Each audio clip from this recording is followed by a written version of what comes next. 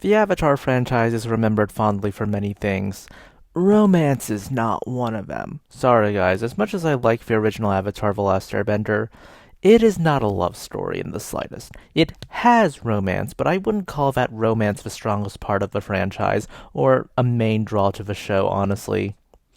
But when we got to The Legend of Korra, man, was I not a fan of the romance arc. I didn't like it in season 1 when it was basically just constrained to that miniseries, and I definitely didn't like it anywhere else in that series.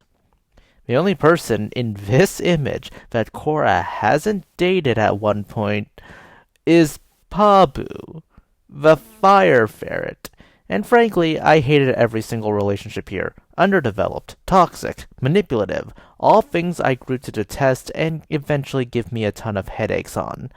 So yes, I'm hoping that Avatar 7 Havens decides to simply avoid the romance. From what has been revealed, Avatar 7 Havens is only 26 episodes spread between 2 seasons. So I find the notion of doing a romantic arc to be a low priority on the list of things it needs to get out. I mean, the fact that the four nations no longer exist and have been replaced by 7 havens, each with their own unique cultures, dangers, and identity, I feel like that should be a priority for this series. Because we spent a lot of time in the four nations in the original. We spent a lot of time in Republic City for the sequel. I'm hoping we spend enough time to develop the actual 7 havens and not just have them be fancy window dressing. I also want them to. They also need to establish team chemistry. However, that chemistry does not need to be romantic.